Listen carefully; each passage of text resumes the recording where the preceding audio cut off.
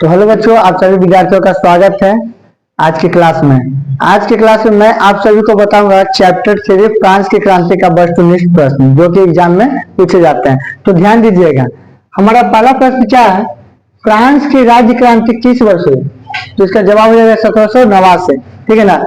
राष्ट्रवाद की प्रथम अभिव्यक्ति भी 1789 में हुई थी। किस क्रांति के साथ हुई थी? फ्रांस की राज्य क्रांति के साथ हुई थी। ठीक है ना।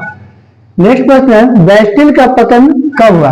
तो बच्चों ध्यान रखिएगा कि बेस्टिल का पतन हुआ था 14 जुलाई 1789। 14 जुलाई और 1789। ठीक है ना। प्रथम स्टेट में कौन आता था? तो प्रथम जो फ्रांस का समाज था वो तीन स्टेट में बटा हुआ था। समाज को स्टेट कहते थे, जिसमें प्रथम स्टेट में कौन आते थे? पादरी वर्ग, पादरी यानी कि चर्च। ठीक है। और द्वितीय स्टेट में कौन से वर्ग आते थे? कुलीन वर्ग। कुलीन बोले तो अभिजात राजा। ठीक है ना। दार्शनिक कौन स्टेट में आते थे? तो दार्शनिक को तृतीय स्टेट में रखा जाता था। ठीक है। वॉल्टेयर कौन था? वॉल्टेयर एक लेखक था, समझिए ना। ये अपने लेखक के पत्र के माध्यम से, लेख के माध्यम से लोगों को जागरूक करता था आंदोलन के प्रति, वॉल्टेयर। ठीक है। रूसो किस सिद्धांत का समर्थक था? तो रूसो किस सिद्धांत का समर्थक था? जनता की इच्छा, समझिए ना। जनता के इच्छा के अनुसार एक कोई सिद्धांत का प्रतिपादन करता था कौन? रूसो। ठीक है। विधि की आत्मा पुस्तक किसने लिखी? तो ये प्रश्न बहुत ही महत्वपूर्ण है। विधि की आत्मा पुस्तक के लेखक कौन है? मॉन्टेस्क्यू। कौन है? मॉन्टेस्क्यू। ठीक है। लुई लावा कहाँ का राजा था? तो ये सभी को मालूम होगा कि लुई लावा कहाँ का राजा था?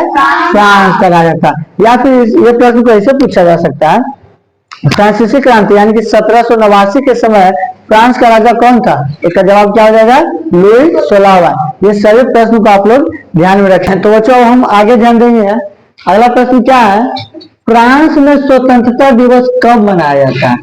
तो फ्रांस में स्वतंत्रता दिवस मनाया जाता है जो बेस्टिल का पतन हुआ था ना, उसी समय से, यानी कि 14 जुलाई 1789। 14 जुलाई 1789 याद रखिएगा। लुई सोलावा फ्रांस की गद्दी पर कब बैठा? तो 1774 में जैसे ही लुई 15 की मृत्यु हुई तो लुई सोलावा फ्रांस की गद्दी पे बैठ गया था। यानी कि फ्रांस की गद्दी पे कब बैठा था लुई सोलावा? 1774 में, याद रखिएगा। लुई सोलावा की पत्नी कौन थे? मेरी अंतोनियत। ठीक है ना। कहाँ की राजकुमारी थी? ऑस्ट्रिया की राजकुमारी थी। आप लोग याद रखिएगा। ठीक है। अगला प्रश्न क्या है, फ्रांस की संसदीय संस्था क्या था? तो फ्रांस के संसदीय संसद का क्या नाम था? National assembly. क्या था? National assembly. ठेका पर टैक्स वसूलने वाले पूंजीपतियों को क्या कहा जाता था? Tax farmer. जो ठेका पर टैक्स वसूलता था ना, उसको क्या कहते थे?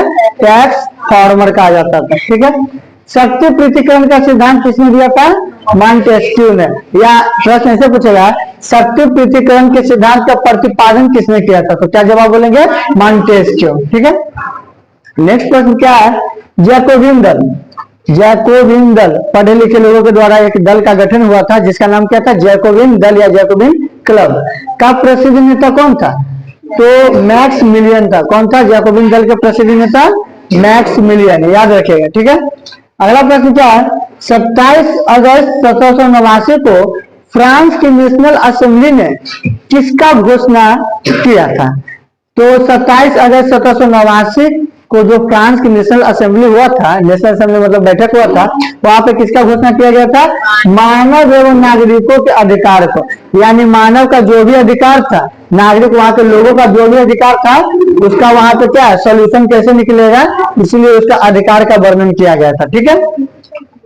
आगे देखिएगा, दास प्रथा का अंतिम रूप से उन्मूलन। दास प्रथा का अंतिम रूप से उन्मूलन कब हुआ था? तो दास प्रथा का अंतिम रूप से उन्मूलन कब हुआ था? 1848 में। ठीक है। इसके बारे में हम लोग क्लास 10 में बढ़िया से पढ़ेंगे। जब मेटरनी का पतन हुआ था ना 1848 में, उसी समय हम लोग बढ़िया से पढ़ेंगे।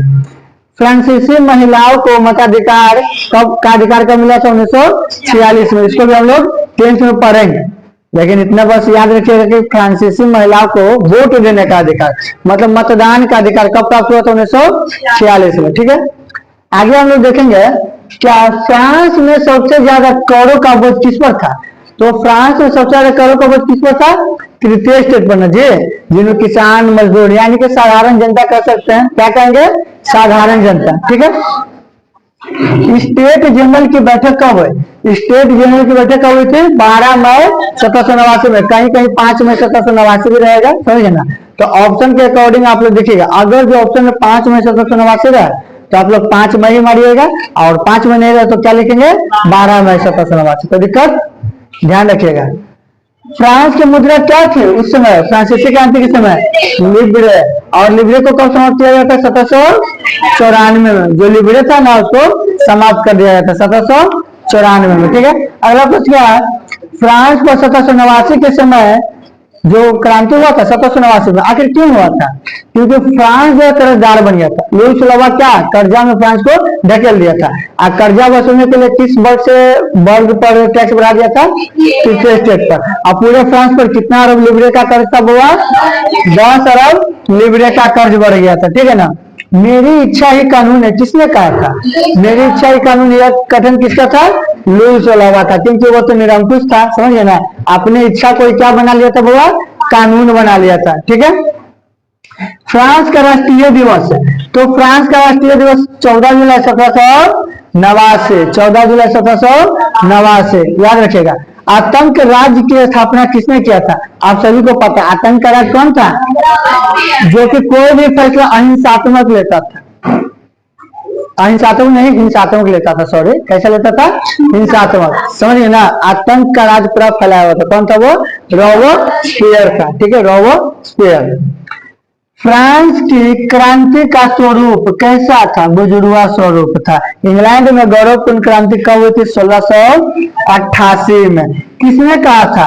भ्रष्ट गिरजे को नष्ट कर दो। तो यह कथन किसका था? वो वोल्टेयर का। उन्होंने ही कहा था कि जितने भी भ्रष्ट गिरजे उसको क्या कर दो? नष्ट कर दो, समाप्त कर दो। राजा पर नियंत्रण लगाने वाली संस्था कौन सी? पार्लियामेंट। राजा पर नियंत्रण लगाने वाली संस्था कौन सी बाबू? पार्लियामेंट। इतना नोट कीजिए, फिर हम लोग आगे देखेंगे। ठीक है ना, नोट कीजिए।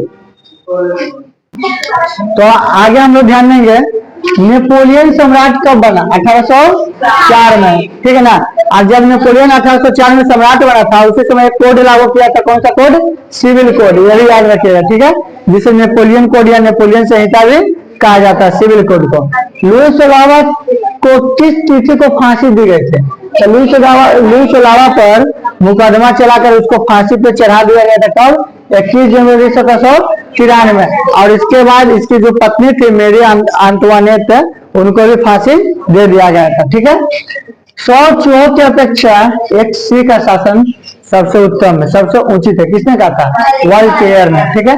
नेशनल असेंबली के लिए मतदान का अधिकार किसको दिया जाता? सक्रिय नागरिक। सक्रिय नागरिक यानी कि जो साक्षर से, जो पढ़े लिखे और जिनको कानून की जानकारी होती थी। ठीक है ना।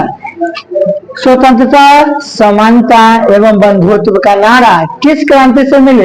याद रखिएगा, स्वतंत्रता, समानता और बंधुत्व की नारा किस क्रांति से मिली थी? फ्रांसीसी क्रांति से। ठीक है। विश्व कोश का संपादक कौन था? डिडरो। विश्व कोश का संपादक कौन था? डिडरो। ठीक है। जैकोबिन क्लब में शामिल कौन नहीं थे? जो संपत्ति वाले लोग थे ना, वो जैकोबिन क्लब में शामिल नहीं थे। तो इसी के साथ बच्चों, फ्रांसीसी क्रांति से जितना भी महत्वपूर्ण ऑब्जेक्टिव प्रश्न था सब क्या हो गया? समाप्त हो गया। ठीक है।